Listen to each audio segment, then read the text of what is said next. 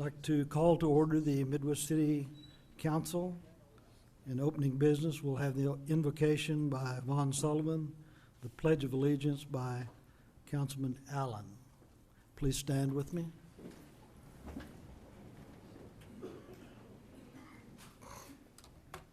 Would you bow, please? Almighty and gracious Lord, we're blessed to be in your presence this evening, and we thank you so much for the occasion to conduct this business of this city. Father, we ask that your hand be upon this meeting, your wisdom and your discernment be upon these men and women tonight as they make the decisions before them. Father, I pray that personal agendas would be set aside and decisions would be made that would honor the entire city as a whole. Father, we thank you for their willingness to serve, the sacrifice that they make and their families make for them to be here tonight. Father, we thank you so much for those who are willing to sacrifice away from family and home to preserve our freedoms all over the world. We ask your peace and mercy be upon them. Father, we thank you for those sacrifices as well. But ultimately, Lord, we thank you for the sacrifice of your Son, Jesus Christ, the blood that he shed, the life he was willing to give up on the cross for us. We thank you and we give you the glory and the honor for the freedom from sin because of it. And we ask all these favors in his holy name. Amen. Amen. I pledge allegiance to the flag of the United States of America and to the republic for which it stands, one nation under God, indivisible, with liberty and justice for all. Please be seated.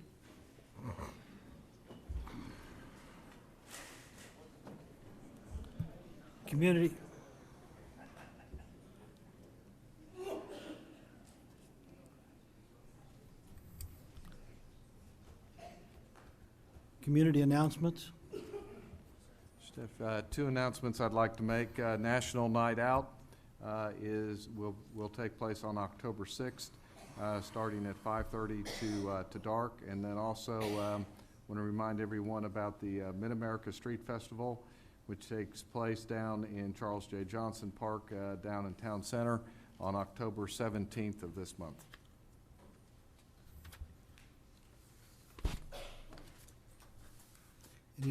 Any other community-related announcements?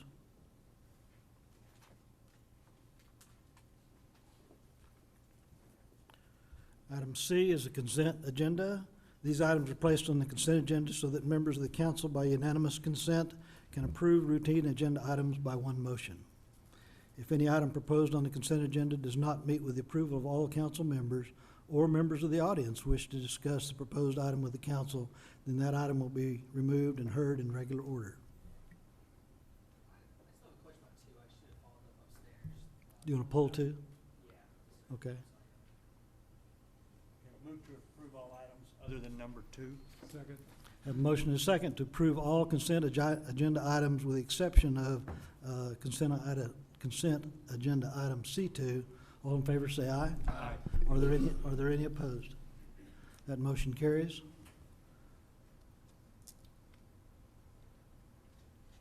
Do I ask a question now about item Yep, 2? go right ahead. My question is, when we approve a service like this, in this case to help out with eminent domain issues for a specific project. Councilman, you I think you're on. I think I think you're on D2. You're No. on C7. About Mr. Waldo's contract? Yeah, Waldo. Where's Waldo? C7.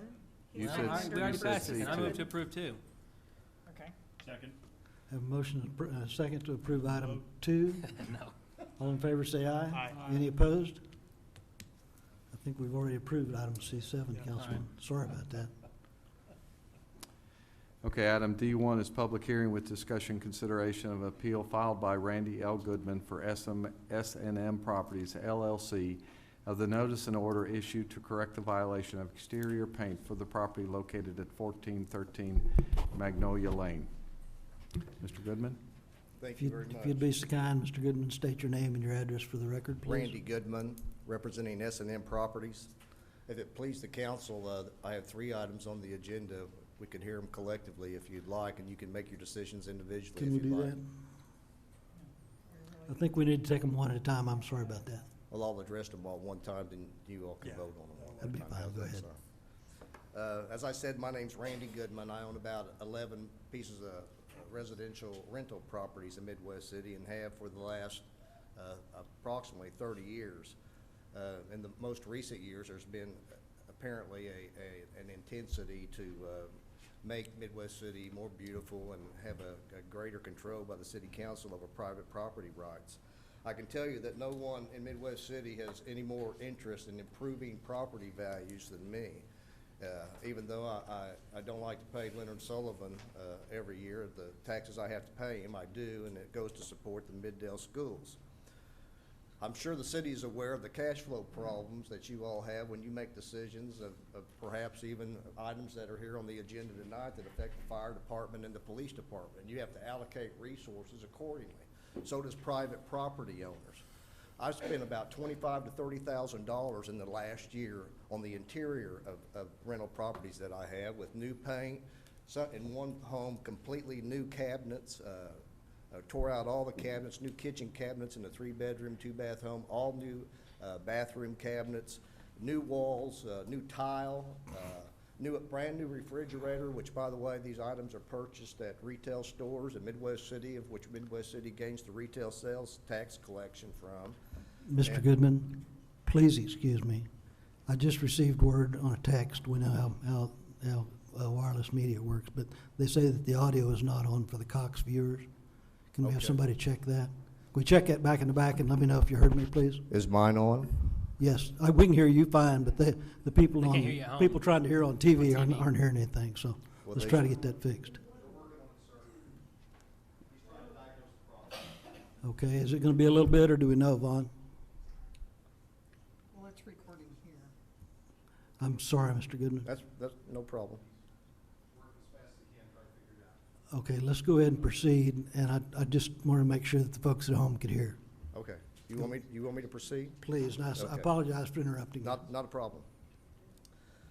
But I think there's also sometimes a misconception that perhaps renters are second-class citizens for some reason, and you want to avoid having renters in your community, and every community has them. I mean, they spend a lot of retail sales tax collection. All the renters, they buy groceries, they buy their electronics, their clothes, and so they participate in the retail sales tax collections that Midwest City enjoys as well. The ability, these homes in Midwest City are all built in the 1940s, a lot of them, in the original mile and the adjacent miles. So, you know, they're about 60 or 70 years old. I want to get to the specific point I have in my request for the notice and appeal of the decision by your Neighborhood Services Department, but I wanted to give you a little bit of that background. My reading of the International Maintenance Property Code, and I haven't read it all, although I have printed it off, I think it's 112 pages. I think it's subject to different interpretations. Section 107 specifically says that the person responsible is the occupant. And then it addresses if it's a dilapidated building, then the owner has a responsibility too. My question before the council, and perhaps Ms. Bowes as well, is that if the person responsible is the occupant, sometimes I've gotten notice and sometimes I haven't. I usually do. But on one occasion in the last 3 months, I've had to request it because I had a tenant to tell me that they had received a notice. If that's the case, then it would appear, if the International Property Maintenance Code is applicable, that the occupant is the one that should be cited. Now, that may cause me to lose a tenant, and they may move somewhere else, but I don't know what the enforcement procedure is. Is it a fine in front, issuance of a ticket? Because obviously, if the city and the neighborhood services engages a contractor to come out and paint a house that you say needs painting, or repair a piece of wood that's deteriorated, then that typically goes on the ad valorem tax base. And that's what the state statute says in regards to your authority to come on a property and maintain weeds, tall grass, and protect from that. I can find no case law at all in the state of Oklahoma that has to do with a municipality's right or authority to engage in the kind of micromanagement that you are doing with properties. you seem to be telling me, we don't want you to put new carpet in, and we don't want you to put new paint in, we don't want you to make it nicer, we want you to do what we say you need to do on the outside, based upon an employee of the Neighborhood Services Department driving by and making an inspection from his window, if not getting out. I've actually been cited once because I had numbers on a rental property that were 3.5 inches tall when the code requires 4 inches, and they wanted me to go out and buy 4-inch numbers and put them on the house. That seems to be a waste of Midwest City and the city staff's time, when obviously there's more pressing issues that I think many of the people are here tonight, and they include the fire and the police department. The purpose of this ordinance, according to your code, is to encourage the maintenance of property, thus increasing property values. Key word there, encourage. It doesn't say mandate. You're supposed to encourage that. The premise of the Midwest City's effort to come and tell me that I have to have a house painted or I have to have a windowsill repaired is based upon that concept of encouraging maintenance through and increasing property values. Well, property values increase every year. You can look at all 3 of these subject properties, and if you go to Leonard Sullivan's website, you'll see that they all increase in value. So there's no evidence to support the notion. It's just a premise, and it's a false premise, that Midwest City unilaterally has decided through an employee of the Neighborhood Services Department that this might affect property values within the entire community. And there's no evidence to support that at all that I'm aware of. And if the city has some statutory or case law, specifically case law, because there's no state statute on it except for the enforcement of maintenance of grass and high weeds, and I understand that. If you go to the original square mile right now, I bet you can find probably about 50 or 100 to 150 homes who exceed the level of grass height that Midwest City has control over. I have a heat and air man, I have a plumber, I have an electrician, I have a handyman, and I engage these people a lot. When I have a call from a tenant and they say, hey, my heat and air's not working, I give them the number, they call, they set up the meeting time, and we get it fixed. If it's a plumbing issue, the same thing. If it's an electrical issue, it's the same thing. I'm a good landlord, and I try to take care of the property. I wish all the tenants would take as good care of the property as I would like for them to, but sometimes they don't. Sometimes they move out, and I do believe in the concept of quiet enjoyment of personal property rights. And if I have a deficiency as a landlord, it's probably that I don't check on the properties often enough and make quarterly or semi-annually visits to see if indeed they have no pets, or if they have actually moved in 3 dogs and 3 cats without my knowledge, which happens on occasion. You know, as it is fundamental to the city to provide fire protection and police protection, it's fundamental of landlords to provide a habitable dwelling for the renters to live in, and that's mandated by the Oklahoma Landlord Tenant Act, and I comply with that. There's things that I have to do, but the city trying to tell me that I have to go out and borrow money because they think that the house would look better if I fixed a rotted piece of wood on the bottom of a windowsill that doesn't affect the occupant at all, it's bothersome to me. I don't know whether a grandfather clause is applicable here to some of these homes, but I know that if you went to all the homes and you take the International Property Maintenance Code to an extreme, it also has an authority to go to the interior of the house. At what point in time does Midwest City decide that they want to inspect the interior and find out that this wiring in these homes in 1940 is not up to current code? Do you all have authority at that time too to force a homeowner to completely rewire their house and take off all the sheetrock and off the siding of their house? I don't think so. I'm here to request 2 things. For one thing, let me talk about these 3 specific properties. 1413 Magnolia is the one I believe that's on first. And by the way, I got cited on it again today for another item that had to do with a window, with a wood under a window or something of that sort. But 1413 Magnolia, my renter moved in and said, can we scrape the front of the doors and the porch and paint it? I said, sure. It's kind of like when they ask you, can we plant flowers? Yeah, sure you can. So they took this project on themselves. They started scraping. Well, they didn't get to it as quickly as I guess as the Neighborhood Service Department would like, although they say they've stopped several times. I've been by there 3 times myself, most recently today, and before that, yesterday, saying, where are we at on this thing? I do know today, before I came here, they've painted the trim on the door, and they're getting ready to do the same on the windows, and they're getting ready to do the same thing on the porch in a gray paint. So that was just done this afternoon, and she told me it would be, and she was correct on that. The other house at 1709 Thompson is the one that does need painting, and I have visited with my favorite local painter, Danny Breeden, about painting it, and he was, we have talked as recently as today or yesterday about maybe me changing that to putting siding on, which is a lot more expensive, but a lot more maintenance-free. But that hasn't been done either, because you try to do these things out of cash flow if you can, and minimize your debt service by borrowing money at a bank. 515 East Curtis, I have spent probably $5,000 on that house in the last year with a new roof, new interior ceilings, and the exterior porch. That's the most onerous photos I think that you have in your package, and I'd already planned to repair the porch, but just hadn't got it done yet.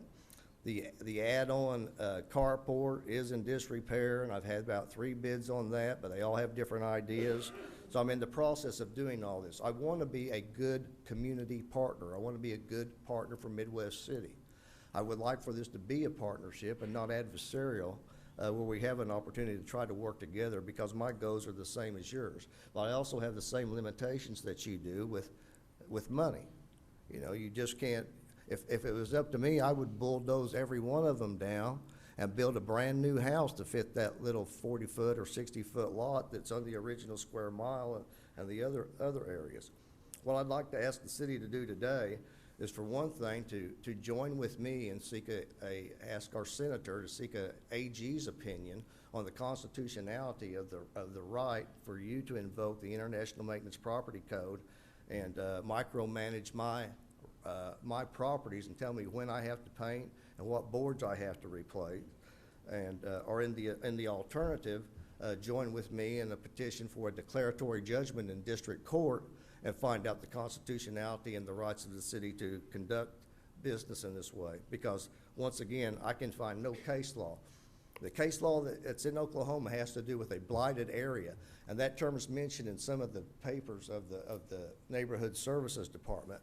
But the case law all has to do with an urban renewal district, which you all have had plenty of experience with the new shopping center on 29th Street. It doesn't have to do with an individual private property owner's rights to a piece of property within the city.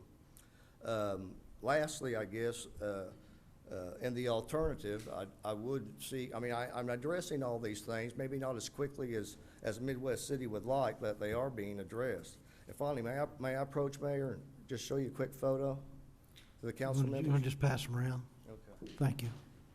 What's your step?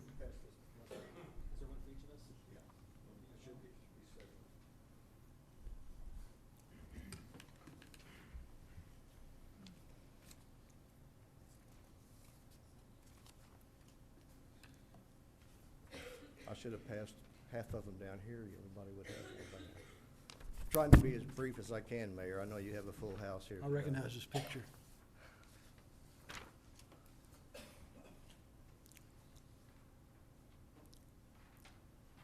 This is a photo just taken of one of the waiting areas at John Conrad Golf Course. You Which can hole, which hole is that? Pardon? Which hole is that? I don't know. I think it's 11 for you guys that frequent that place. But my point is that, you know, the city doesn't even practice what they preach. I mean, here they are on me for a porch that certainly doesn't look any worse than this, and you've got your own Midwest City property that's unpainted and and maybe it's because of budgeting concerns. I don't know. I understand that's what mine are, but once again, to summarize, I'd like to find out the constitutionality of this for all cities, because this is a case of first impression as far as I'm concerned. Unless Ms. Bowes, you have a case specifically on point, and then if you would, I'd like for you to share it with me, and in the alternative, request additional time to address these issues. Thank you. Thank you, Mr. Goodman. Mr. Goodman, over here. I was at Magnolia, like, I guess, an hour ago, and they haven't started painting that trim, so you might want to give them a call. No, they have. I just was by there. Okay, cool, me too. One of us was mistaken. I'm sure it was me. I'll go double check. Maybe you didn't notice which part had been painted. Maybe there were more than one part that needed to be painted, and I missed it. Yeah, they didn't finish the job, they started it. Maybe that was it. Yeah. No, it's been started. Around the door, the covering of the door, has all been Guess painted. I was mistaken. Look for the gray paint. The gray paint's the new paint. I'll go look right after this. Any other questions? I appreciate you bringing to our attention the covered pavilion type thing at whole number. It's actually a T-box on 8 at the golf course does need to be painted. I'm sure Mr. Sullivan will make sure we get that taken care of. I will also note that that's not visible from the street, and so the code enforcement officers wouldn't have any way to know that that needs to be painted if they didn't play golf. Well, many of these items that they cite for me are not visible from the street either. As a matter of fact, this house at 1413 Magnolia, when I stopped to talk to my tenant yesterday, she said they've been out again. I said, when are you gonna get this done? She said, we're buying the paint tonight. I said, well, the city's on my back and I'll get off yours when they get off mine. And she said, we're buying it today. So I went, and then she said, city came by again last week and they wanted to know if they could walk around the house and go in the back of it and look around there. I said, well, what'd you tell them? She said, I told them, sure. So, and then, like I said, then yesterday I get two or three new notices and orders that they went in the back and found a fence that someone had used at one time to hold a dog or something that was down, and they demanded that be fixed. And they also found, I think, a broken glass in a storage building, and they demanded that to be fixed. So and it has nothing to do with the health and safety of the citizens of Midwest City or the resident of 1413 Magnolia. It only has to do with, I'm not sure what it has to do with, because I guess that they have found a provision in the International Maintenance Property Code that says that you shouldn't have any broken windows on a storage building. I guess I could get rid of it, but I don't think it'd make the tenant very happy. Any other questions, Mr. Goodman? I got a couple of questions.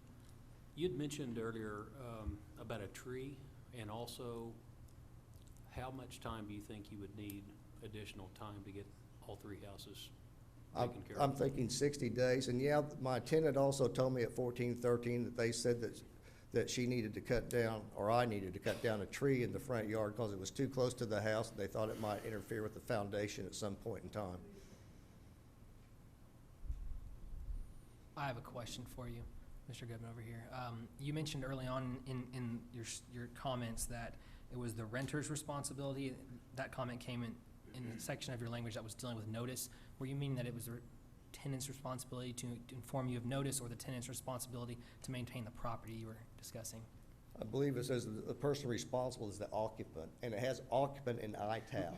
It's responsible in regards to In maintaining the IE. property or into the In notice? regards to those maintenance items, but it talks about dilapidated buildings, I believe. So as a matter of general principle, of course, you're gonna probably outsmart me legally all day long, you're a distinguished attorney, but as a matter of principle, am I understanding you properly that these issues that we see that largely, I would anticipate, came far before your current tenants, because a lot of this looks like it's been getting this way for years and years without maintenance, is it their responsibility to go and fix it and to paint that and to fix that garage? That's not my position at all, and like I said, That's what I was but it's my misunderstanding. decision to decide when and how I'm going to do it and what funds are available. But if you take the strict interpretation of the International Property Maintenance Code, that's what it says. That's what it says. Doesn't say the owner of the property, it says the occupant. No, I No, understand Now, that. most whoa. Let me stop you there, because I've looked at it. And it says the personal responsible for the property, parentheses, the occupant, close parentheses. So it's an example, or the person whoever occupies the property is presumed, but it does say the person responsible for the property. Well, I know it makes, later on in that same provision, makes the use of the term owner, and it's in ITAL as well. So if they use occupant on one provision of it in ITAL, and then in the next sentence they use owner in ITAL, you would seem to think that they differentiate between those two. That would be my conclusion. I can't speak for the people who wrote the comments to the International Well, Building Code. it says what it says. The reason why I didn't address the code is, I was just wanting to know your opinion as a matter of principle, just not legally, but as a matter of principle. Do you think they should go paint those properties, or do you think you should paint that property?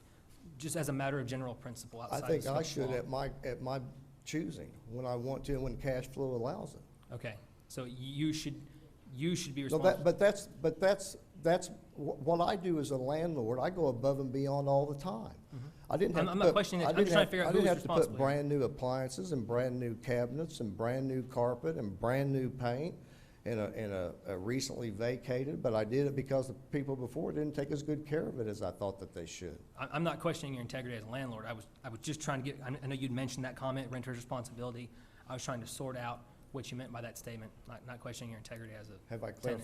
clarified I it? don't think so. Well, I'm going to restate it so I can be very clear. Okay. It's your discretion when you paint these properties, and it's not your renter's responsibility to paint the properties. Is that correct? my operating policy and my operating procedure as it contradicts the International Property Maintenance Code has nothing to do with this. I mean, you know what, if I decide that I want to brick a home, that's my decision too. If I want to take an old house, I'm just telling you what the International Property Maintenance Code, of which the city of Midwest City has adopted, says. I understand. I was asking as a matter of principle. Well, yeah, I know, and Outside I've the scope of answered that. I've said that, you know, my decision to make those repairs are when I want to. I got a I mean, question. I don't know if are you still confused, Mr. McClure? I have a Go on, question, we'll go on if to we can get off Mr. of that. Moore. Randy, you'd mentioned that you may be interested in doing some vinyl siding, and I like the idea of community, the city working with citizens where they feel like that there's a partnership. Are you gonna do siding on all three, or just? Well, you know, I'd like to, but you know how, it's, for one thing, it's very, very, very, very, very expensive to apply siding and new windows in houses. I'd like to replace all those 1940, and some of them have been windows. But yeah, I've got some bids coming out. I'm gonna make a decision what's the best business decision as well. I know that there's, you know, certainly a less amount of maintenance required of siding than there is if you paint it. You're gonna have to revisit the issue in some amount of time, but another concern I have in regards to the city of Midwest City unilaterally deciding, well, Mr. Goodman hasn't done this in 10 days or hasn't done this in 30 days, so we're gonna send somebody out to do it, is the expense. The council or neighborhood services, they don't care what it costs. They don't care because they get to put it on Butch Freeman's tax rolls for S&M properties, and I've got to address it at some point in time. But I do care, and I can give you a specific real-world personal experience of that dealing with the city of Midwest City. When we had the ice storm a few years ago, I had one house that had a backyard full of trees that had full of limbs, and I was cleaning it up, and I hired 3 guys with 2 chainsaws. I gave them the trailer, I gave them my truck. They worked out there for about 7 or 8 hours. I paid them, I think, $350 or $400, and they were done. There's an alley in this area. As a matter of fact, it was at 1709 Thompson. And the city said I was responsible for the alley as well. Rather than argue over that, I said, okay, but my trailer was filled. I said, and I even called the city and said, can I come back and get this in the next couple of weeks? They said, not a problem. Within a week, it's cleaned up, and I get a bill for $750 about, $650, $750, $800 for what I could have had done for $100. I mean, I spent $400 to haul off 20 times that amount. So, I mean, that's bothersome to me too. If you guys say, well, we've got somebody that'll do it and they're a reasonable price, heck, I might say, hire them, you know, or go pay them. But I do have a concern about the city engaging somebody without care of what it costs, because it's going to go on the tax roll. So, you know, I want to do business in Midwest City, but you know, I've talked to a realtor today about packaging all my Midwest City properties and just selling them and getting out and letting somebody else have them. I don't, whether they're from California or Timbuktu or Oklahoma City or wherever. Yes, sir, I'm sorry. How long have you owned these properties? These properties? My first property purchased in Midwest City was about 30 years ago. This one on Thompson, Mike, you got that? All three. 1413 Magnolia. I probably bought it in 2007, 2008 maybe, 1709 Thompson, probably about the same time. The one on Curtis, probably 5 years ago or something like that. And interesting about Curtis too is that Mr. Sullivan has it, I think, on the tax rolls at $40,000 or $45,000.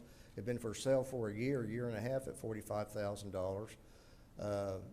Then it went down to 37 and didn't sell. I finally made an offer below that and was able to negotiate a purchase price, but Mr. Sullivan still said it was worth $45,000.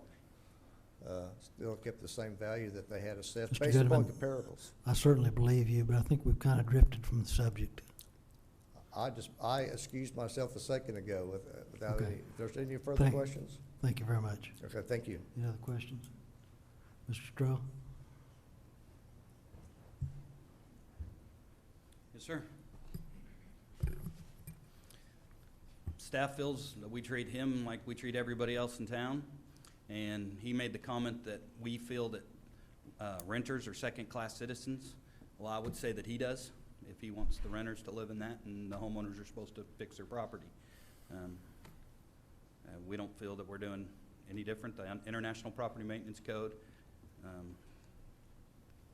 clearly states, and he can pick and choose the codes he wants to quote, but it states that the owner, 301.2 is responsibility, and it says the owner of the premise shall maintain the structure and exterior property in compliance with these requirements.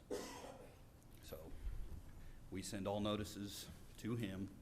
The one that he commented about that he had to request the notice was the tenant received it while the secretary was off and the mailing didn't go out. He appealed it, as he does always, 2 days before or right after he gets the notice. So he did appeal before he received his notice from us. All timelines go from the mailed notice, not the posting on the premises. We do that because we don't know what is the agreement between the landlord or the tenant.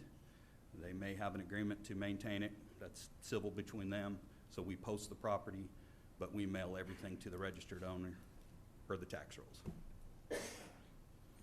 Thank you very much. Anyone else in the audience wish to speak on this issue? Okay, I think we're ready to take action. Short If- of, again, I'd like to see, us work with him instead of, more hard, legal fees possibly or whatever. I'd like to give him 45 days to clean up all three houses. I think I feel the opposite. I don't think this happened last week or last month. And I think my personal expectation is that a landowner would recognize these issues as they come up and plan for this maintenance as they go. People do have to live there. Two of these three are in my ward, and I honestly kind of feel a little bit like the grapes of wrath as many for sale signs are going up in my ward, largely because a lot of the homes in the area are going down. They don't look as nice. They're not being maintained, and it's kind of a general thing that this falls with me. Councilman, I would state that our policy, as notice, is 30 days on a structure, and when he files an appeal, it stops on notice, so he has not had any time yet counted towards that. So he's, So if we by didn't- policy, he'll have 30 days. So if we denied Minimum. it, he would have 30 days, Mike? Minimum, yes, sir. I mean, our end result's not to prosecute, our end result's to get it done, so. I mean, you do have winter coming as well. I think it's our goal to see a lot of these houses fixed up, not just a Band-Aid put on them, not just a bad coat of paint, but to try to, work with them. And if we can get, some nicer improvements by giving him a little time. I know it's, I heard some vinyl siding, and I see a chance maybe if we get some of these landlords that turn around and make a commitment to make some nice improvements on the property, that in the end, we're gonna be in a better position. But I may be naive to think that could happen, but I'd like to try to work with them rather than on some of these houses. Some of the houses are so far beyond repair that we've seen, they should be torn down, but I think that's my thoughts. When he have mentioned, am I correct, you did mention that you are wanting to repair, paint the houses, correct the problem, is that correct? Yes, ma'am. Okay.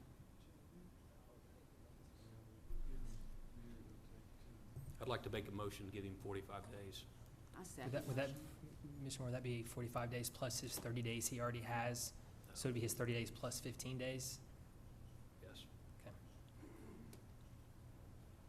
Have a motion to grant another 35 days. Are we talking about, do we have to handle these one at a time? So we're talking about D1 then, I guess, first one. So motion is to give Mr. Goodman 45 days to remedy the situation and make those repairs.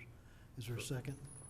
What's the second? You had a second. I second motion. Okay, so we have a motion and a second to grant Mr. Goodman on item D1. I have one last question, if I may. Okay, I'm sorry, go right ahead. No, I just not thought of it. Mr. Moore, you mentioned that it's our goal to get landowners to maintain their property, improve it in siding and along those lines.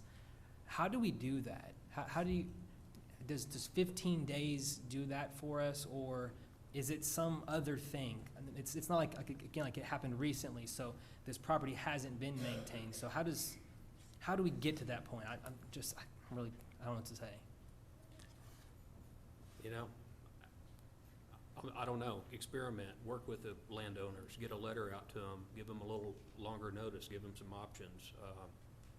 You know, I don't know, in my opinion, we just need to educate them better and work with them. Maybe give them an earlier notice and give them some options to do nicer improvements, gives them a little more time. I don't know. I mean, try something. What we're doing's not working. If you look at these pictures and the property, if you drive by the property, he's owned them for like 10 years plus.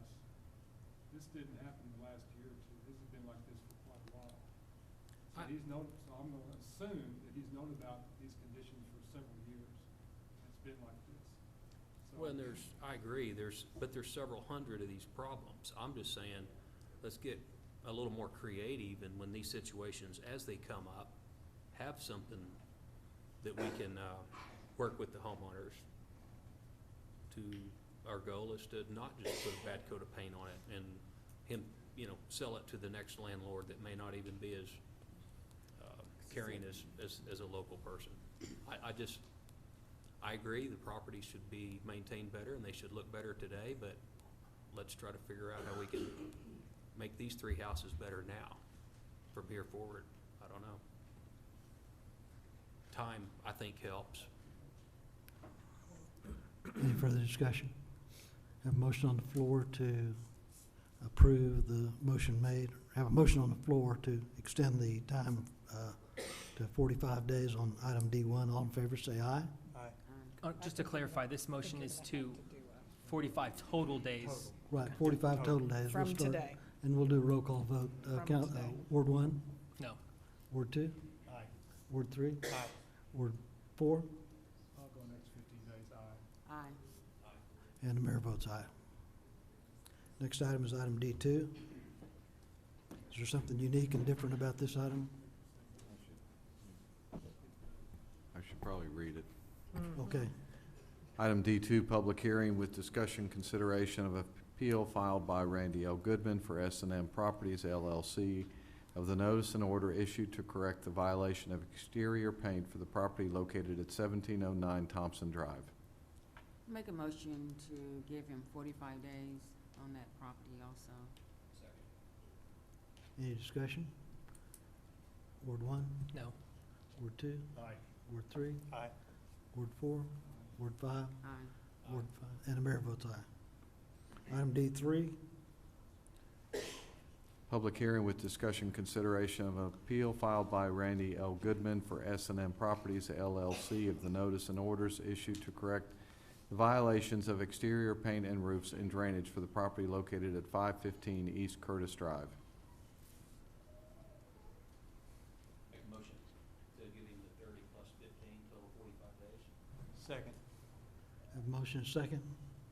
Can we do this with with a aye today? All in favor, say aye. Aye. Any opposed? Nay. Let the record show that all voted aye with the exception of Ward 1 Councilman McClure. Item D4, discussion consideration of approving and entering into a memorandum of understanding with the cities of Oklahoma City, Norman, Edmond, Moore, and Del City to create the Regional Transit Authority Task Force to establish the structure, design, rules, and operation and funding for a regional transit authority to expand public transportation in the metropolitan area. The attached memorandum of understanding shall bring together the current municipalities in the Oklahoma City Area Regional Transportation Study. The MOU will provide for the roles and responsibility of each municipality to the RTA Task Force and provide for the RTA Task Force's role and responsibility, and provide for ACOG's continued role and responsibilities to the RTA Task Force. The City of Midwest City's proportional share is based on our population as a percentage of the metropolitan area. Our contribution is estimated to be $30,764 in 2016, $57,675 in 2017, and $37,928 in FY 2018. Mr. John Johnson, the Executive Director for ACOG, the Association of Central Oklahoma Governments, is in the audience this evening. Former Mayor of Midwest City, and here to answer any questions that you might have. I have a question, sir. When this, is it called a committee? Are we approving a committee, right? Task force. When this task force is established and they set out the operating structure, will that then come back to us at the council here to approve or reject? Probably not, but I'm not sure. I think that's undetermined. It's what that group thinks is appropriate. How would, The reason that I say it will probably come back, I'm not trying to mislead you, is we would want to come back to each of the councils if they're going to agree to sign on to that regional transit authority. So you'd get all of those opportunities for questions, examining structure and operation prior to signing on. I think I'm still stuck on, like I mentioned upstairs, that if this entity has the ability to tax and it doesn't come back here for us to discuss, I know the voters will get a vote on it, but if it doesn't come back here, I kind of find that strange. Is that how it's been done in other places? It is a model that we've looked at in other places, but I think for when you're saying to me, come back here, I think I would say it's a representative sort of governmental form that people from this council will be sitting on that regional transit authority. So by representation, Essentially, we're making a new government with taxing authority. it's a new governmental entity, absolutely. And we're is. giving them the authority to tax. And we have one Or vote. authority to ask the voters. Authority to ask to voters vote a tax, yes, tax, sir. not authority necessarily to tax. Understood. And this is the task force. This is not the governing entity. Absolutely. This is the design team of what we envision that will look like, to be decided by the 6 cities that are the partners. Yeah, my concern of that, this being the task force to establish the operating structure, is that we won't see the operating structure and we'll have one person that represents all of us, and that's that. Once we say yes, it's gone and there's no bringing it back. It seems like we're giving an open door to a new government without a check besides one person. Well, I think the check will be a vote of the people on whether or not they want to approve the recommendations that come out of this committee. Plus, whomever we choose to represent us on that board would then be responsible to keep the council advised and up to date on the items as they go forward. And I do believe you'll get a look at it before you have to sort of marry whatever that regional transit authority is going to be.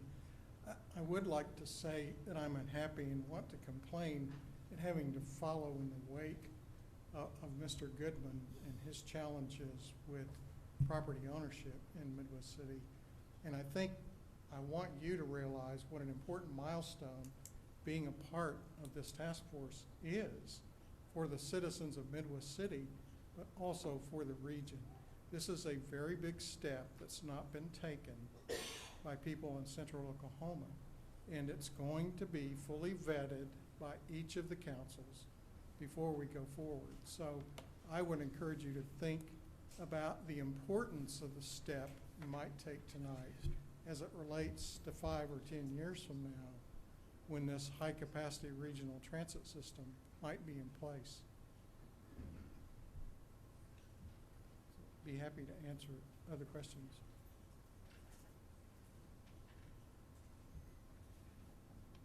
So, excuse me, so we would choose someone to sit on that task force, or? Yes, ma'am?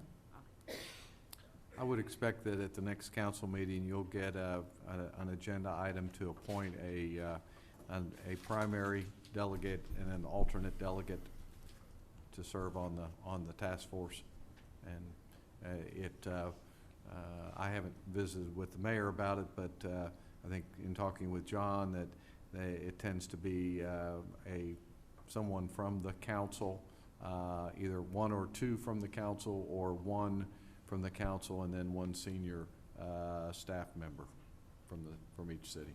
That would really alarm me if we did that, because then we have an unelected person voting on policy. That seems kind of. It'd be our choice. Oh, no, I just was telling you my preference on the choice. I think Daniel should do it. Yeah, I think not. Daniel sent me an email earlier and I asked him if he was volunteering. Yeah, the first thing he says, oh, so you're volunteering. Oh, that's not what I said. My motion is for Daniel. Well, I think that'll have to come later. What do we think about this item? Move to approve. I second motion. Before we go forward, is there any other member of the audience have anything to say about that? Okay, I have a motion and a second to approve. All in favor say aye. Aye. Any opposed? I'm gonna abstain. Let the record show that Councilman McClure abstained and all others voted aye. Rhonda, who did you get us second? Susan. Okay. Yeah, I didn't hear that. Thank you, Mr. Johnson. Appreciate you. Thank you very much. Not Appreciate your Rhonda, time. but Rhonda. I know. Susan. I know. Sorry. Thank you, Mr. Johnson. Next item is discussion consideration of an application for a private, quasi-private facility to be located at 10,400 Southeast 12th Street. The applicant is Stacy Curtis with the Unity House. The owner is Dawn Faust. Billy? Yes, sir. We've received a couple of emails stating that she would like to withdraw her application. I think she said she was not going to pursue her application. I think Pursue her that's- application. So Thank you. move to deny the request, Second. Or we are taking action to, to totally deny it. okay. Second. This is and I No, kind of forget it's this. not a public It's not a hearing. public hearing. Okay. We have a motion and a second to deny the request. All in favor? Aye. Any opposed? That motion carries. Next item is PC 1847, public hearing with discussion consideration of approval of an ordinance to redistrict from R6 single-family detached residential simplified plan unit development and I2 moderate industrial to plan unit development, PUD, governed by the C4 General Commercial District for the property described as a tract of land lying in the southwest quarter of Section 9, Township 11, North Range 2 west of the Indian Meridian, City of Midwest City, Oklahoma County. The applicant has withdrawn this application and for rezoning, and so no action is necessary on this item. Next item is PC 1848, public hearing with discussion consideration of approval of the final plat of Trey's Corner for the property described as a tract of land lying in part of the northwest quarter of Section 1, Township 11 North, Range 2 West, located at 9033 Nawassa Drive. Billy?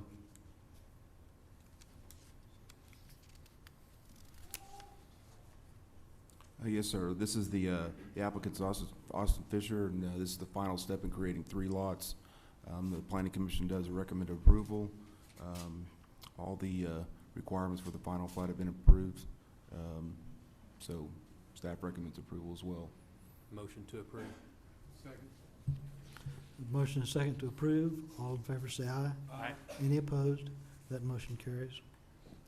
Next item is public hearing with discussion consideration of approving and passing an ordinance to close for public use a 1,297 square foot area of street right-of-way in the 7,000 block of West Boeing Drive as shown on the plat of Town Center Plaza, Section 1, recorded in Book 63 of the plats, page 87, and lying in the southwest quarter of Section 10, Township 11 North, Range 2 West of the Indian Meridian, Oklahoma County.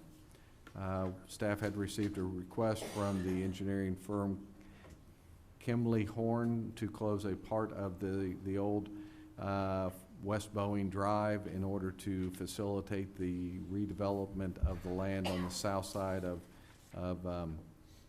West Boeing Drive. This starts the process to close and ultimately to vacate this right-of-way. So they're closing the whole street? No, just closing this small one portion of it. This is the first step at closing the entire right-of-way. What's the entire right-of-way? It's the area, Billy, can you go to the, It's just a little it's sliver. the sliver, I know the sliver. right, then, no, the rest of it will remain, Same. yeah, There's no intention to change. no. This will ultimately allow the property to go back to the property, become part of the property to the south. Move to approve. Second. Do you have something, Councilman? No, I was waiting for motion, I was gonna make it. Okay, and then Mr. Marsak. Okay, all in favor, motion and second, on the floor, all in favor of approving item D8, say aye. Aye. Any opposed? That motion carries. Next item is new business public discussion. This is the part where we get to have members of the audience that come up and express their opinion. Unfortunately, and I know this 3-minute rule has been a point of contention, and were it within my power to not follow that, I certainly would. That 3-minute rule was made by previous council and is on the book. It's a rule we have to follow. I would encourage those that speak to try to speak succinctly and not be redundant. And certainly we care about the voice of the people that are in the audience, and I encourage everyone to be respectful of everyone else. The 3-minute rule was made by a previous council that binds this council. Did I hear that right? It's a That's resolution. correct. It's It was a resolution. And we may at some point, and I looked at maybe trying to do something with that, but we can't do that because it's not on the agenda for tonight. No, I understand. So we're stuck with the rule, and so that's the deal on that. So members of the audience wish to address the council, now would be the time.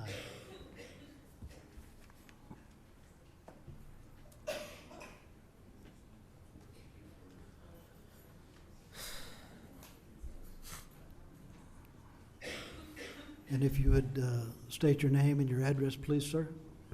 Yes, my name is Cedric Pettis. And Cedric, I think you may have to speak up just a little bit, it's a little different. Cedric Pettis. Okay, speak loudly so everybody can hear. Thank you. And Address, it's in, please. I'm sorry, Mr. Pettis, your address, please? I live at 400 Russell Street, Midwest City. Thank you, sir. And I'm referring to the property at 1119 Stansel Drive, Midwest City. Okay.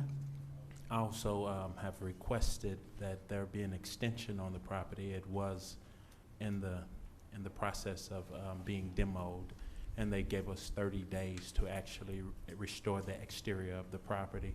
It's been 1 week since I've acquired the property, and the process, we're well before the target date on the property. Then if you would drive by the property today, you would see brand new 110, the property. Our bobcats came out, scraped the property. All the trash, debris on the property have been totally cleaned. We have new windows in the property on the front side of the building. It's a baby blue color. The bricks on the bottom have been painted white. It will be a brand new structure, new windows, new electric, new siding. It will be like I would want to move into the home. Everything will be brand new. It's in our budget, it's in our time frame. I want to have it completely done before the weather changes. I'm just requesting time to finish the property. I'm a landlord who has multiple properties. I did this with the city on multiple properties. I totally restore. I'm a contractor for Oklahoma City. I just need a little bit more time to do on the inside. Within a week, the outside should be complete. Just wanting the council to work with me on the process. Okay, sir, unfortunately, this item is not on the agenda, and therefore we can't take any action on this. And I think, does staff have a recommendation for this gentleman? Mr. Stroh?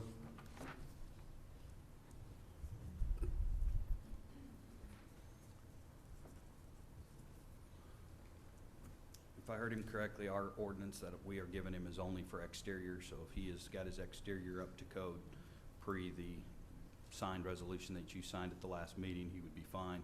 And then we would work with him, with the building department for inspections and the interior to stay in line as long as he keeps the same type pace. So we're good to go then? As long as he feels he can get the exterior done, yes, sir. You good with that, sir? Thank you very much for coming in. Thank you. Mayor, Yes, ma'am. before we move on to the next speaker under new business, it has come to my attention that during Mr. Goodman's public hearings that you did not seek public input. So if we could maybe have I a thought I- do-over I thought I, and see, I had Okay. thought so too, but I've been informed that, so if you would just invite any member of the public who would like to and I guess address the that council. may have been an oversight on our part, I guess. I thought I asked that, but if there was anybody else that had anything to say about Mr. Goodman's issues that were items D, 1, 2, and 3, now would be the time for that. Anyone in the audience on items D, 1, 2, or 3? Thank you, Mayor. Okay, thank you very much.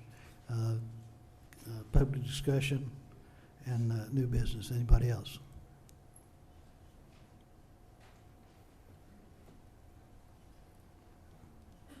Hi, I'm Michelle Ashley. I live at 8900 Woodbriar Place. My heart's pounding. I know many of you have for a long time, but I'm here on behalf of the firefighters, the citizens of Midwest City. I have just a few questions. I know you can't respond, but I want to get my questions out there. I understand that there have been many cases brought and money brought in for outside attorneys to for private investigations trying to fight job injuries of all our city employees over the past 10 years. Specifically, those concerned under the state presumption clause and the workman's comp that our tax dollars pay for. Is there a way to find out how many of those cases are, in the past 10 years, how many we've had like that? Is there a way to find out if those fees of spending the large amount of money for attorneys, when we already have a city attorney, I believe, that we have a city attorney that could maybe look into those types of issues if we have a problem with a certain case that falls under those presumption laws that are already given to us by our state. I'm not understanding why we have to fight those with outside legal. Have we won any of those cases, in fact? Have any of those cases been won? Has that money gone towards something that has been beneficial in those situations? That's some of my questions. Another question I have is grant money. I love all the wonderful things that are happening in Midwest City. I am a kindergarten teacher. I love pretty, and I love fun, and I love wonderful, but not at the expense of my babies. All these boys back here, all my family, they're my babies, just like they are in my 5-year-old kindergarten classroom. And I know you know how I feel about that. That's a passion I have. These men and these ladies and gentlemen, they're all here tonight in support of these men and women here that work for our police and our fire. They're passionate about what they do, as passionate as I am about my 5-year-olds learning their letters and their sounds. It means a lot to me. It means a lot to me that they go to work in good faith. I go to work in good faith that my principal's going to have my back. They go to work in good faith that their city is going to have their back. And I am praying every single day. I know none of you are bad people. I know you're good people. And I think you have the right heart to go do what's right. I don't know every in and out, but I do know that there's monies that are available. I know that we are down some firefighters. We're not asking for a whole bunch of firefighters and a whole bunch of raises. I don't think that's what they're needing. I don't think that's what they're wanting. They're wanting to man our city and keep us safe, just like I want to keep my kids safe at school every single day. I go into the trenches. I have people that make laws for me as a teacher. I don't agree with it. I know, that's my 3 minutes. I want to find out how to get on this agenda. You did it, you did it. I need to know what goes on, how to get onto this You agenda. I did don't know such how a to great do it. job, too. Okay, and I'm out. Thank you very I'm much. out. Yeah. I hope we can get some grants.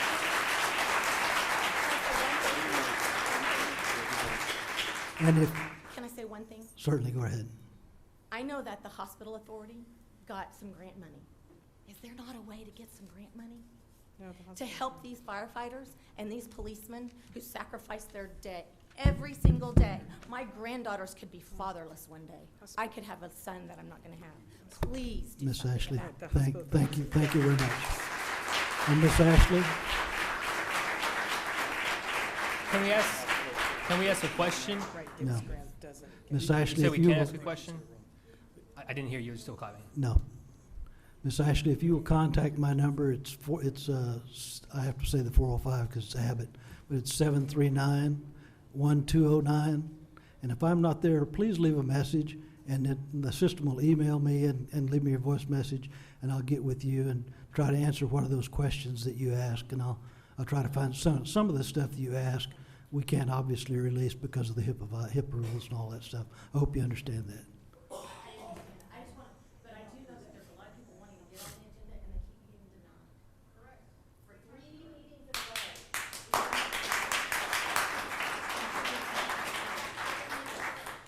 Thank- Paperwork goes in, it's okay. Thank you, ma'am. Back an hour or 2 later, out. So it's frustrating. Thank you.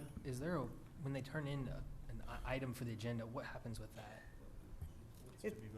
I don't know, I'm asking. I don't know what's It being has turned to be, in. it has to be determined to be an appropriate item for the council. The council has certain powers, the Prob- city attorney has. The problem, as I understand this issue, is the items in contention are not something that the city council has.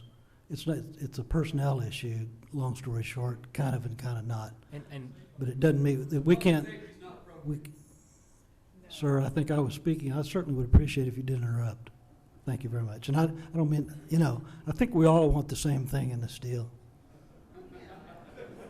I mean, do we not want to have a good community? Do we not want to be proud of our police and fire? That's, okay. Okay, Folks, I think. listen, excuse me. Sir, If you're not at the podium, I ask that you not speak. Now, that seems to me very reasonable. okay, And I'm at the we're very podium. I would like to reasonable, too. speak, please. Okay, if you'd state your name and your address. My please. name is Donna Ashley. I live at 1214 Three Oaks Circle, Midwest City.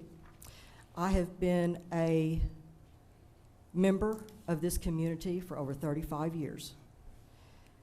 I met my husband here. I have been married here.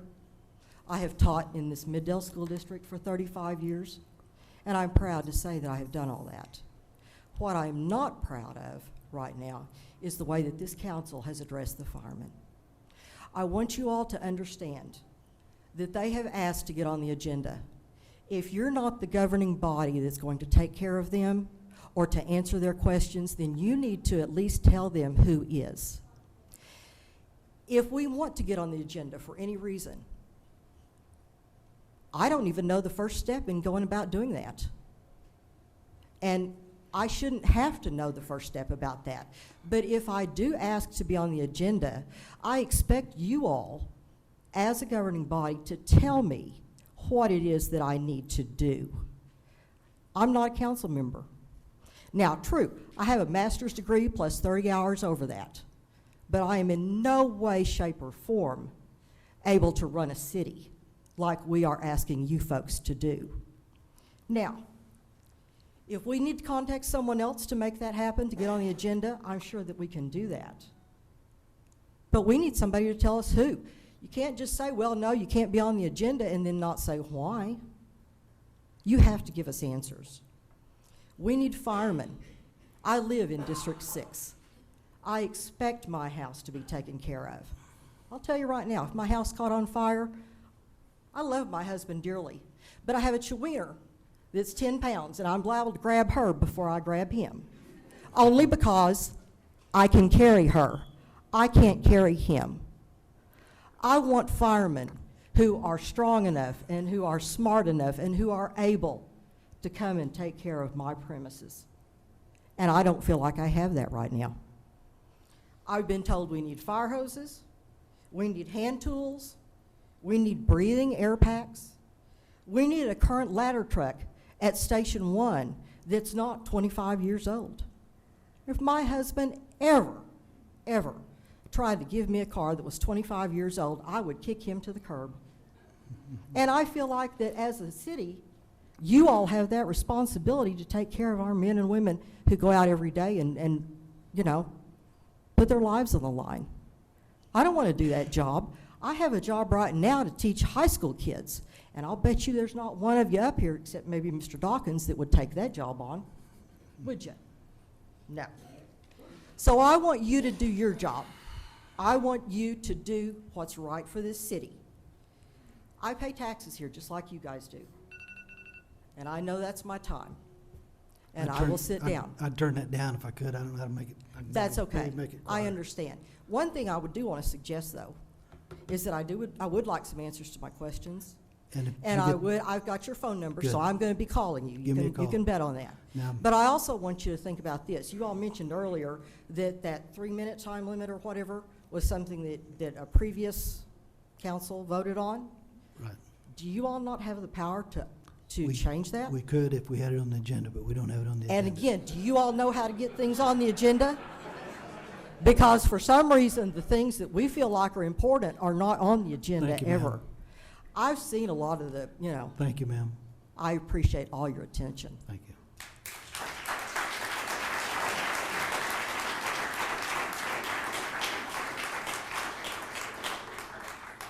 Mr. Ashley, before you start your time, Sure. I spoke very inappropriately to you last week. I kind of raised my voice and had a temper with you. I'd like to apologize with you in advance. Well, let me just say, I probably got a little loud myself. We don't know each other very well. Some of these people here know me very well. And Mr. Ashley, for the record, if you'd state your name and address, please. My name is Ralph Ashley. I live at 8900 Woodbriar Place in Midwest City. Thank you, sir. Go ahead. I'm going to try to be quick and talk very fast because I've got 3 minutes. 8 weeks ago, this council showed a slide pertaining to the revenue of Midwest City in the last 5 years. I asked the council then, what is our tax revenue in '04 and '05 before the massive growth on 29th Street? No one had an answer, but I was told I would have an answer in 2 weeks. So I came back 2 weeks later with the same question. And again, no answer. I remarked that I was literally stunned, baffled, that no one could answer my question. Councilman McClure, this is going to be interesting. You said to me, do you think the city council was lying to you? And if I recall, something to the effect, how long do you think the council should have to ask that question? My response was, I wouldn't say they're lying to me, I'm just baffled that no one could answer that question. A few minutes later, Mr. Henson, you made the comment, Mr. Ashley, I have that information for you. I was shocked. I think you got blindsided a little bit, because otherwise, why would you ask me, do I think the city council is lying to me? And how long should they have to answer that question when he just announced that he had the information? Now, with respect to you, Mr. Henson, when you all had a few more dialogues go on, you all went into executive session over here, and everybody went back there but one person. And I asked you before I got shut off last week, do you know who all was there? And your comment was, I don't recall everybody's name, which I didn't really expect you to, but there was one that wasn't there. And I respect the fact that you came up to me while I was sitting up here and asked me to come outside. And we sat on the park bench, and you presented to me the tax revenue for the last 15 years. And as I told you, I'm not a very smart guy, but I'm really good with math. I looked at that sheet, and it showed in '04 and '05 our tax revenue was just in excess of $20.2 million.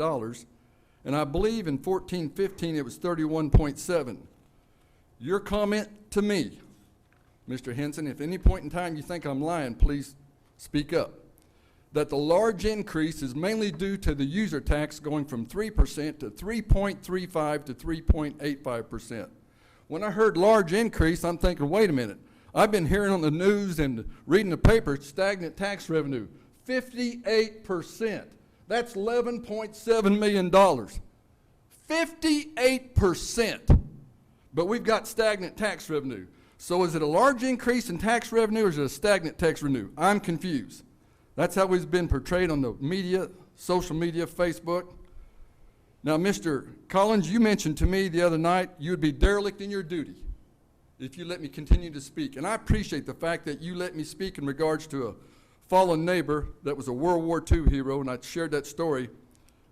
I appreciate you letting me speaking about him. But as soon as I started asking the questions relevant to why everyone's here, I was pretty much told to shut up. And I understand the 3-minute rule, and it's going to ring off here in a minute. Mr. Rice, I have many things to say to you, and I'm not going to have enough time. So before I even get started, I presume I just wait till the next 2 weeks to get started. But I can say this, you have a lot of citizens here, and I think it's imperative among the city council to find a way to get these matters on the agenda so that we can have further discussions. I don't think anybody here, Jeff, you made a comment. I've known Jeff Moore for years. You made a comment that we're not against the firemen. I believe that. I sincerely believe that. My wife mentioned that, and she's a lot kinder than I am.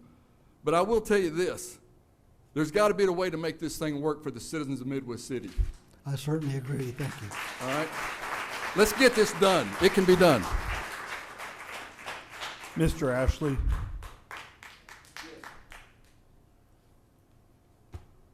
Here is my cell phone number and my personal email.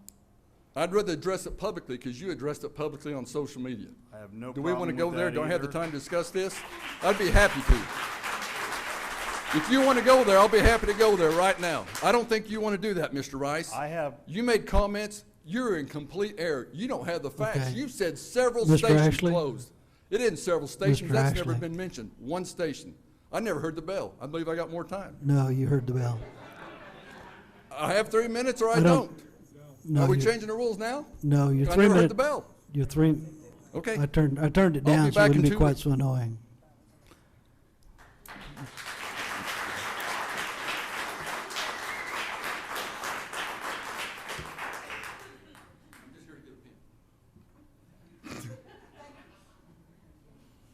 Any other items, any other members of the audience, please come forward.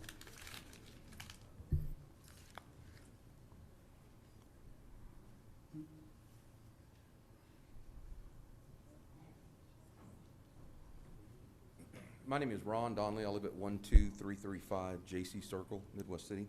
Thank you, Mr. Donnelly. Continue. Want to thank Councilman McClure.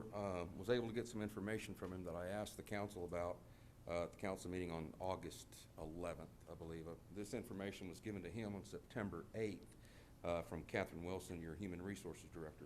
The question I asked specifically was regarding the retirees' insurance and the premiums that were thrown onto the fire department, police department's budget. My question was, where did the money come from previously, and what are you doing with the money now? Well, I've got about 11 pages, and I still don't know the answer to those questions. As best I can figure, in the synopsis that Ms. Wilson stated, was that the budget for the cost for the retirees has always come out of the plan. So I'm assuming that the premiums that you were collecting were, and all the other things that you were putting in for the insurance is what paid for the retirees' insurance. Is that correct? The subsidy for the retirees' insurance. It was self-sustain, but it wasn't self-sustaining is what this letter states. I'll try to respond. No, I'm sorry.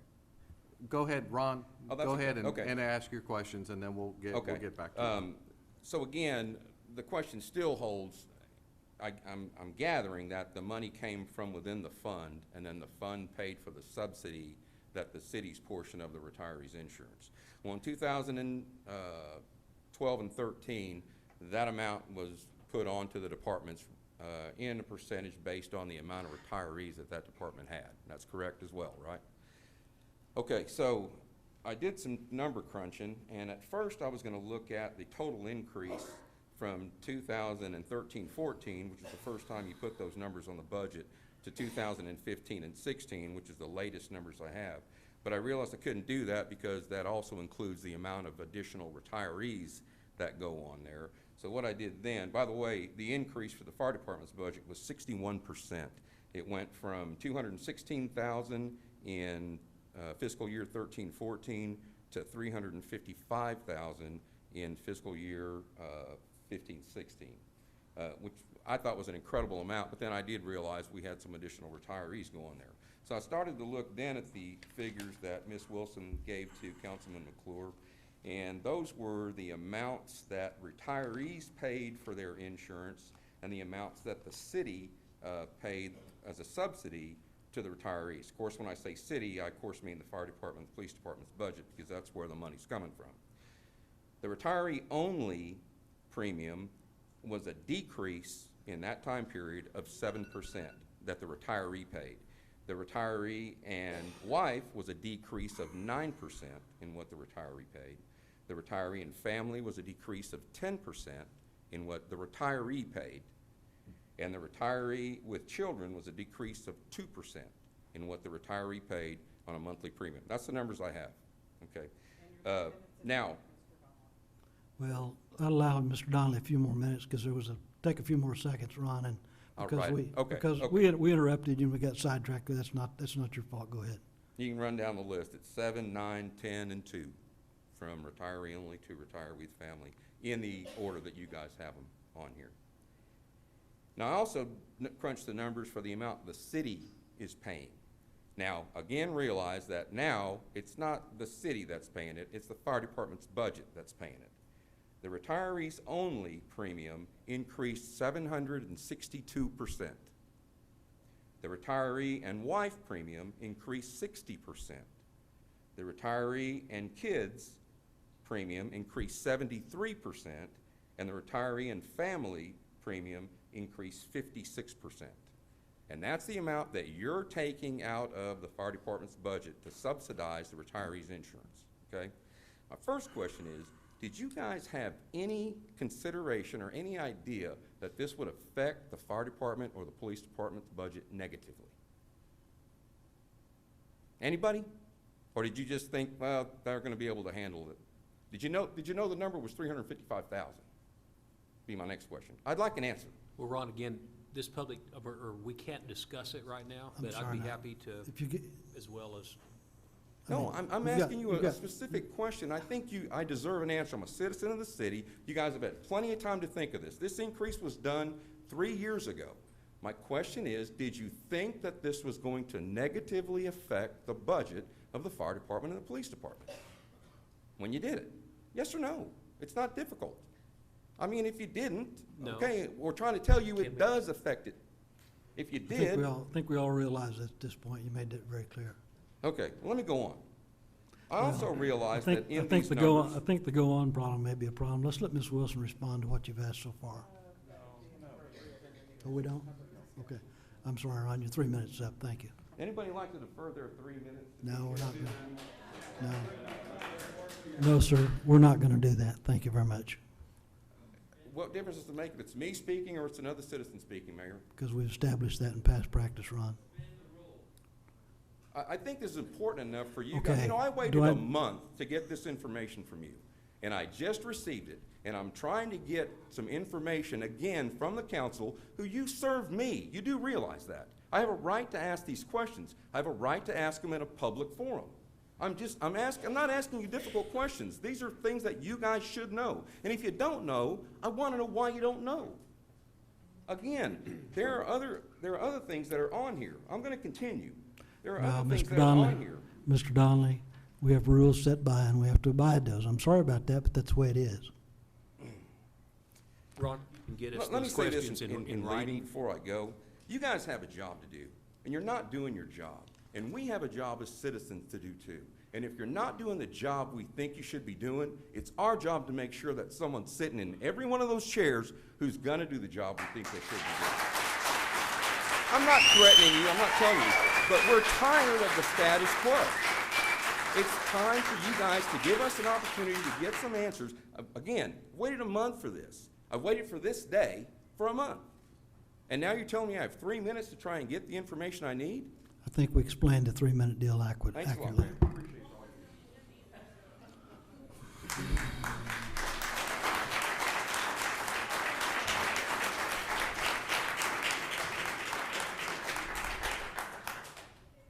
Next. Go ahead, ma'am. Understand about terms here. Okay. Sorry. If you'd state your name and your address for the council, please. Suzanne Gregg, 733 East Frolic Drive, Midwest City. Thank you. In a perfect world, I'd have full-time work. It's really been hard, and I know I'm not the only person who's had a problem with employment. Ma'am, I hate to Yes. interrupt, but could you speak up just a bit? I'm sorry. It's hard I'm for us to sorry. hear you. I'm sorry.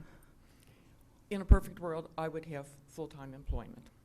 And I know I'm not the only one short of employment or full employment.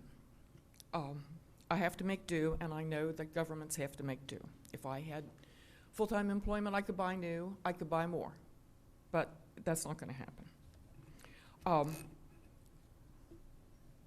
Merchants collect in taxes only a certain amount, and I know taxes are short. We hear about it all the time, that sales taxes don't bring in as much as what we need. It's going to require different solutions to these problems. We can't just come in here and deal with this as we've always dealt with things. And that's why I want to ask this question, and I know I've asked it before. Why do we send fire trucks and firemen to deal with health emergencies? I don't understand that. I know people have explained to me that it doesn't make any difference where the fire engine is, but I know it costs more to send a fire engine out than it does an ambulance. We had a power pole fall in the house next door to me. 2 fire trucks, 2 ambulances, and a police car came. And well, I guess one of the ambulances was needed. Okay. While we absolutely need professional firemen to fight fires in factories, hospitals, and tall buildings, 70% of the firemen in this state are volunteer firemen. Is there anyone who can figure out a triage to take care of house fires, public buildings, emergencies, factories, and to make better use of existing resources? I think it's come to the point where this is necessary. I know, I am not a part of this world. I have always had to pay all of my own health care, all of my own health insurance, all of my own retirement. So I have a hard time identifying with some of these problems. Just excuse me for that. It won't take very much longer. Last night I was at Del City Council because they're trying to close thrift stores in Del City. I really depend on thrift stores. I would like to have more money to spend on groceries, just not going to happen. It's absolutely critical to the city and the services that they provide that all of us work together to find a more economical way to serve our needs. Thank you.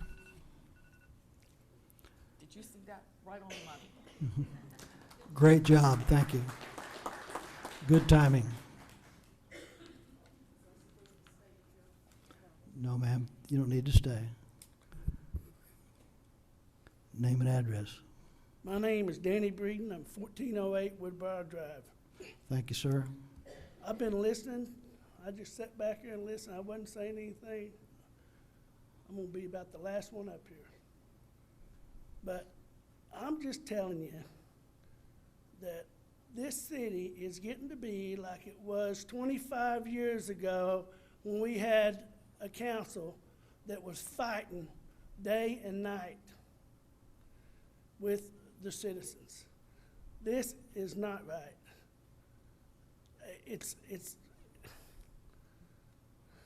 I've been here since the 8th grade, like I said last time. I've seen Midwest City grow and I've seen it go down. But all of you people on this deal, Jeff is over there trying to help Randy. Randy's been in this community longer than anybody. But he's in Harry right now. You know, but I remember when he used to write for the Sun. He was very good. We got citizens here since Karen's been here all of her life. Mr. Johnson has. Everybody I've seen has been here. But we got a council up here that we want, 4 or 5 more firefighters? And we got a hospital authority over there. We can't pull no money out because that's the rule. And the rule is we get 3 minutes up here. And it's just so sad because what's happening is it becomes a personal issue, you know? He just become a councilman this time. He's gonna be an attorney. I can tell you are gonna be an attorney because you asked a lot of damn questions. You know? But what I'm saying is, we're fighting each other here. The city is fighting. Jim, you said last week, or 2 weeks ago, or 3 weeks ago when I was up here, all firemen are bullies. Come on. That is a bad statement to say. And you work for the city here. You know, you might not get paid much, but you do. And I've respected you for all my life, ever since I've known you, until last time. So that's a personal issue me and you got. What's going to happen is we're all going to have personal issues, and it's going to be round table, and you're going to have everybody out here saying, okay, I want you to run for council because I'm going to get him out. I want to get Rick out. Rick's been here for 30 years. And so what the heck are we talking about fighting each other? My best friend, Mr. Bauer, he left. He got tired of it. I mean, I don't want to come up here to City Hall and see him and everybody go, well, that's griping and breeding coming up here. I don't want it. And I'm sick of it. I'm dead sick of it. And I think you ought to right now get you 4 more firefighters. And you know what? I've been hearing the police officers have had a rough time. It's always that. You know what? You made a statement a while ago, I heard. 3 minutes. We did, a councilman put that 3-minute rule in. And we're gonna talk 3 minutes, okay? But you know what? Who put the firefighters and the police officers payroll like it is? The councilman. You know, y'all voted on it, you know? And that is what I'm trying to tell you. And please listen to me. I mean, I don't want to, when I see Jeff on the road just look like this, it's crazy. Thank you, Danny. I think we're being illiterate about the whole thing when it comes to taking care of our city. Thank you, Mr. Reed.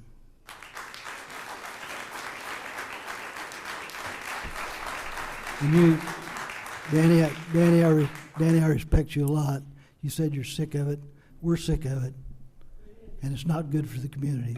And that should be all of our concerns. Ma'am, if you'd state your name and your address, please. My name is Karen King, and I live at 12205 I've always wondered who you were. I see your name on the billboard all the time. I don't know that we've ever met. That's me.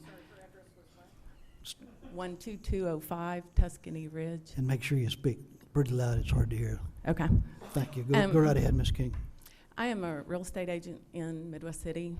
I also am a firefighter's mother. My ex-husband was an Oklahoma City fireman and a Del City fireman, so I've been around the fire department for a while. Back in the day, when my husband was a Del City fireman, if Midwest City was burning down, they would not call Del City for mutual aid because their pride, Midwest City's pride would not call in Del City because they were a better fire department. They didn't need Del City. The other day, I'm at Reno and Post, and here comes Del City running on a fire for Midwest City. And you know what? Del City's I grew up in Del City. They had that little small town politics that they couldn't think outside of the box. Everything was, and you know what? That's how they ran their city. But all of a sudden, Midwest City is wanting to run our city just like that. And with my son, we went to Florida. I've got a son that lives in Florida. We flew out there in June.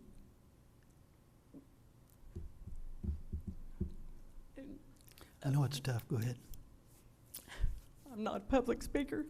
But anyway, if we would have gone right now, and I would have scheduled a trip for all of us to go out there, my son couldn't take off because he's just a firefighter. He's on the bottom of the ranks. Anybody, like a captain, anybody over him says, I want to be off. No matter how long he's had down on the book to be off, he can't take off. So, you know, what do? You can't go anywhere. So you know where he goes? The only thing he can do, just like all the young firemen, what they're gonna end up doing, is you're gonna force them to go to Oklahoma City and go to Moore and go to some of these other cities that actually take care of their firemen. I mean, they're just asking you for more firemen. They're not asking for a raise. They're asking for more firemen. And when you guys built $1 million or however much money that fire station cost, did you build it with the foresight of we can pay for it this year? Or did you, I mean, when I sell houses, I don't sell somebody a house on a 30-year mortgage that can afford it this year. I mean, we have to look into the future. What can you afford in the future? Did you not think we had to staff it in the future? I mean, surely somebody looks at that. And as far as Randy Goodman goes, I mean, when you said the public could speak, I know you guys have been on Randy Goodman about his houses, and I've got a bunch of rent houses in Midwest City, and we try to keep them up, and so does Randy. I know he does. I took a picture the other day. I was playing at John Conrad. I took a picture of the little pavilion at the 12th tee box, and it looks worse than any of his rent houses. Looks bad. We addressed that, yeah. Exactly. Thank you, Ms. King. And I can tell you, having served 30 years with the police department, there were days when I was a new policeman that I didn't get off to spend time with my family too. And all of these people out here, they're public service and work very hard each day, can reflect back on when they first started and didn't have seniority. There were times when they couldn't get off.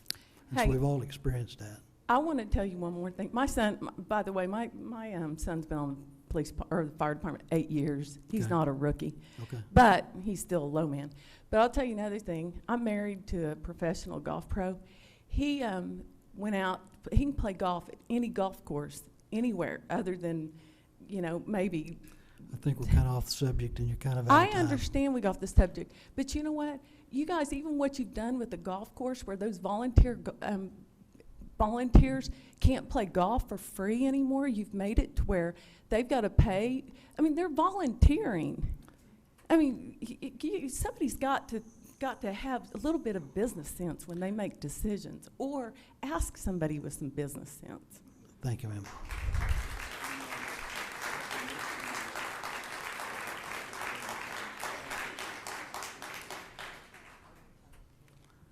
Hi, my name is Kenny Williams. My address is 300 East Grumman Drive, Midwest City. Thank you, Mr. Williams. Go right ahead. Thank you. Say, I do have to make a comment. I've got some things here I wanted to say. It won't take very long, but I do have to make a comment on some of the things that some of the other folks have said prior to me. And one of the things is there seems to be a hostility in this room that is, I mean, it's palpable between you guys and these guys. And I'm one of those guys. Right. And I don't understand it. I'm new to Midwest City. Right. Been here a year. And so I have a family member that's one of the Midwest City firefighters. And he brought the firefighter controversy to my attention. And so I wanted to speak my piece. But like I said, there seems to be a terrible hostility. Maybe it's in every city council meeting, I don't know, but it's pretty bad. I'd like to speak about public safety. I'm by no means an expert on public safety. And, I know a little bit about you guys from what I, been here a couple of times and, looked at you online and your profiles and so forth. I don't know that any of you guys are an expert in public safety. If I'm wrong, tell me so. You're probably just like me and the rest of us. We have to rely on experts in that field to supply us with, their opinion on public safety. Now, it's no secret, as I was just saying, that the Midwest City firefighters feel that the opinion that you were given when you made your decisions on what you've done with the fire department, particularly regarding the strategic number and placement of firefighting equipment and personnel, that opinion was either incorrect or ignored by you guys, or maybe both, I don't know. They believe that not only is the safety of the public in jeopardy, but the safety of the firefighting personnel who respond is also at risk. with the way that things are. They feel that they don't have enough equipment or enough personnel to do the things that they should be able to do in a safe manner. Now, who would know better what it would take to provide needed services when that alarm does go off for a fire emergency than those who answer the bell? The guys know what they need. They're all professionals. They're highly trained to do what they do. I mean, that's why we have them, you know, as firefighters. It seems like you guys disagree. That seems to be the rub. You know, I'm trying to learn more about this as I go. While the disagreement does go on between the council and the firefighters, while the fire department remains understaffed with equipment and personnel, how much loss of property are you willing to be okay with? What if it even causes a loss of life? And what if it's one of your lives? I'm a realtor in the metro area, and obviously Midwest City is part of that metro area. And when I have a client interested in Midwest City property, I don't try to discourage them from coming here. I just let them know some of the things that go on here. And this debate that's going on is one of the things that I let them know.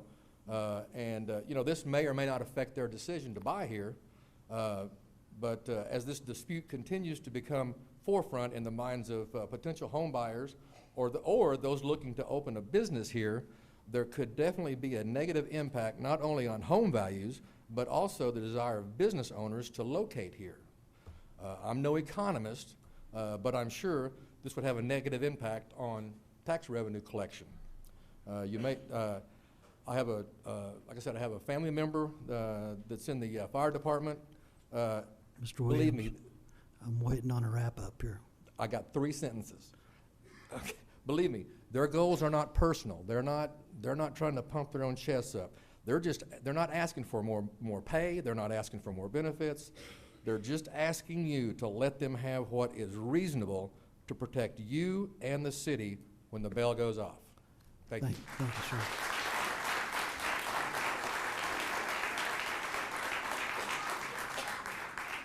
If you'd be so kind to state your name and your address, sir. Yes, sir. My name is Jeremy Meek, 13612 South Blackwelder Avenue, Oklahoma City, Oklahoma. Thank you, Jeremy. Go right ahead. I'm all over the place. I just want to state a couple of things to you, the council members, but no matter what, they are facts. I'm a major at Station 3 with 22 years on, as you heard the last time I was here. I know for a fact that every firefighter on our department that has 3 years or less is applying at other departments. I got a phone call from the Moore Fire Chief, and he has 4 of our firefighters trying out next month during their tryouts. The reason why is you guys, whether you're aware of it or not, they're trying to say that our third-year firefighters get a 22% raise. It was put on Facebook today by one of our council members. That has always been there. In my 22 years, on your third step, you always got to a certain point to get us up with a average of the departments that are our size that are used in arbitration when we go to impasse. And it will be used against us if we go to impasse this year as a union. But more than that, you're going to hire, you're going to outfit, and you're going to train firefighters that are going to be like Dell City, Choctaw, Jones, Spencer, Nakoma Park, like I said last time, that are going to bail. And this is going to be a stair-step department. When Mike Bowers hired me, the one question he had was, is this a stair-step or will you always work for us? Can you tell me, Jeremy Meek, will you leave Midwest City? I looked him in the face and I said, I will work for you my entire career, and I am still here to this day. And I am here because not once ever did we have a department that people would want to bail. 4 people are signed up for the city of Moore. As we sit here tonight, many of them could possibly be in this room. We are going to begin to be a department like that. The other thing that Karen King is talking about is in my 22-year career, we were always allowed 6 people off. We have 6 stations. One station gets a person off on every station. It does go by seniority, unfortunately. We have a general order now put out by our fire chief that only 5 people are allowed off. So now it's not 1 person per station anymore. Now it's a ladder. And I am on top, and it is unfair because it has created guys getting bounced that have been on the calendar with planned family vacations and airplane tickets, and it bounces them, and it becomes where we're going to be infighting as a department, and I'm beginning to think that's what this council wants. We've always been allowed one person off per fire station per day. Always. As long as I've worked here. We have a general order out that has taken that away from us. And without negotiations, without thinking of what's going to happen to our department, what's going to happen to how our guys feel, how they work. They all have bad attitudes now, and I, as a company officer, have to deal with that on a daily basis. The morale of this department is in the toilet. I know for a fact that we're not asking for anything except status quo, what we've always had. That's it. And if I'm wrong, I promise you I'm not. I'm asking you guys to do the right thing. We will outwit, outlast, outplay, and we're not going away. I'm not going away. I want to work for City of Midwest City Fire Department and represent this city the way it deserves to be represented. And the way that it deserves to be represented right now is not very well, and it hurts my feelings personally because I love my job and I love this department. I'm asking you all to do the right thing. And one of the right things you could do is suspend the 3-minute rule. Someone makes a motion, someone makes a second, and you vote and you suspend a rule. It's that simple.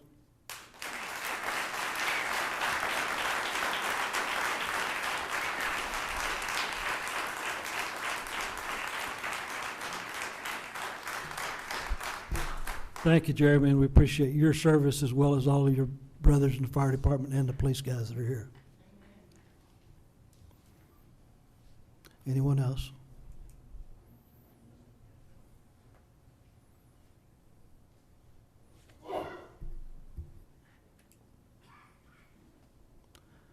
Robert, if you'd state your name and the address for the record, please.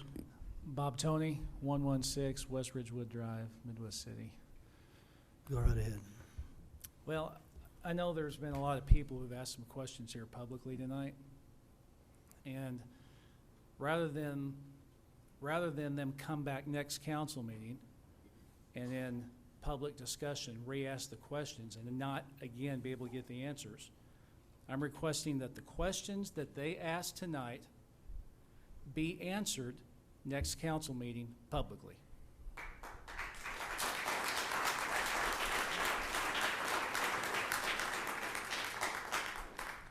I've noticed that you've given your phone number to a couple of them to call you and get whatever information they need from you personally. Right. I am specifically requesting that those questions that they've asked be answered publicly next council meeting. Let me tell you what's going on in my world here. I have a task where I have to go out and I meet with numerous people throughout the community daily. And I'm being asked what's going on with the fire department. And I try to send those questions either to Kay Hunt or to Bert Norton or to David Richardson to ask. But sometimes they ask these questions and they're emphatic about their statements. And they will make statements against Fire Chief Bert Norton. They'll make statements against the city in general. And my response to them has been to basically smooth the waters. And I have said, hey, the city's just going through a rough time right now. And, everybody involved is banging their head against a wall trying to figure out what the right thing is to do. And that's where we're at. I have not allowed myself to enter in throwing slams against the city or the fire chief, despite the fact that I believe the direction we're going is the wrong direction. I have defended my fire chief. I've defended the city from everybody who's made some dogmatic statements. Okay? The reason I'm speaking here tonight is because I've seen different members of the council and the mayor not perform the same way that I have conducted myself. I have not allowed statements against the city to go undefended, okay? But yet I have heard members of the council say, and I'm not here to address you on it, but I've heard members of the council say that firefighters are bullies. Or some kind of a statement referring to the firefighters will slow down if responding to my house. or that, well, hey, don't worry about those firefighters, they're just trying to cause problems, trying to cause trouble. You know what, when I hear that, it really bothers me. You want to cut me off, or you let me continue? If you'd sum it up, please, thank you. Okay. Daniel, you know, I responded to your house about 1.5 years ago, 2 years ago. Do you remember that? I can still picture your house. Your garage door's to the right. You go up the steps. As soon as you walk in your front door, your living room is straight ahead, just to the right a little bit. Yeah, take a left down the hallway, and the last door on the right is where your carbon monoxide detector was at that time anyway. When I responded to you, you know, I gave you the very best that I had. Would you agree with that? Okay. And I think one of the things you said before I left was, man, I'm going to get that stove replaced. Did you get that stove replaced? Got it fixed. And, you know, I spent some time with you to try to help you. I wasn't, and despite the fact that I have a personal issue with the city going on that everybody's aware of, and you had voted against me, I didn't come to your house. I didn't slow down when I responded to your house. I treated you with the utmost courtesy and respect, as any firefighter in this room would do, okay? There was no bullying. Would you agree with that? Correct. Did I say that you did bully No, me? no, you haven't. I'm just saying the things that are being said are patently not true. And so because of that, I'm requesting that the questions that have been given here tonight be answered publicly, because I don't trust the answers that occur privately. Okay?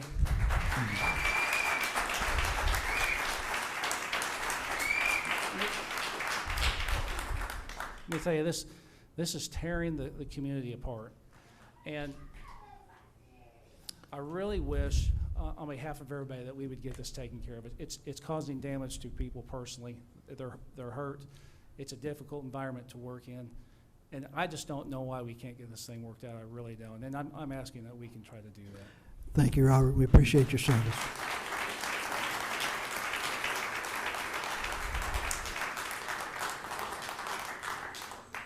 Hal, name and address. Hal Blackburn, 17511 Southeast 74th, New Walla, Oklahoma.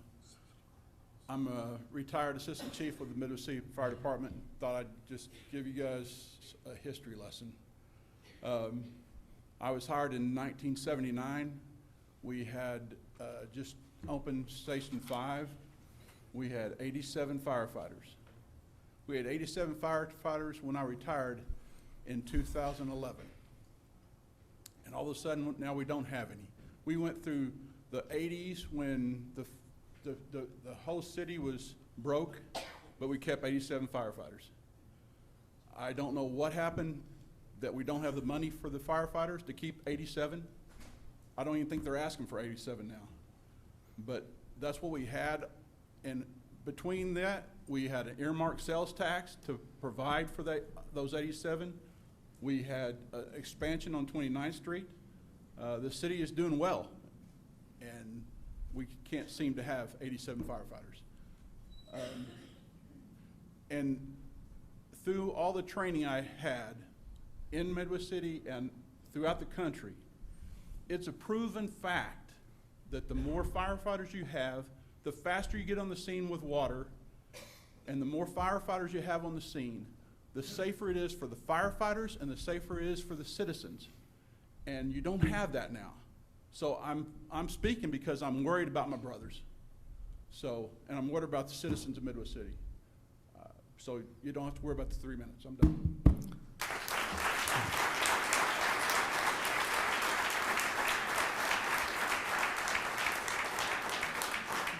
Thank you, Hal. Any other members of the audience? Thank you guys very much for your courtesy. We appreciate you as employees of the city, members of the fire department. There's some police guys back there. You guys do a great job. We appreciate that. Chair to entertain a motion to adjourn the Midwest City Council. Second motion. Have a motion to adjourn the Midwest City Municipal Council. All in favor say aye. Aye. Any opposed? Let me wake up my iPad and we'll find the next thing.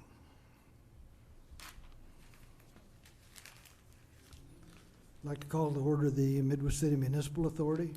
There's one discussion item, discussion and consideration of approving the minutes to the staff briefing and regular meeting, September 8th, as submitted. All in favor say aye. Aye. Oops, gotta have a motion. Got way too excited. Move to approve. Have a motion and a second to approve. All in favor say aye. Any opposed? New business or public discussion for the Midwest City Municipal Authority. Any new business or public discussion for the Midwest City Municipal Authority? Having heard none, I'd entertain a motion to adjourn. Move to adjourn. Have a motion and a second to adjourn. All in favor say aye. Any opposed? Motion carries. Call to order the Midwest City Memorial Hospital Authority. Discussion item, discussion consideration of approving the minutes and staff briefing of regular meeting September 8th, 2015 as submitted.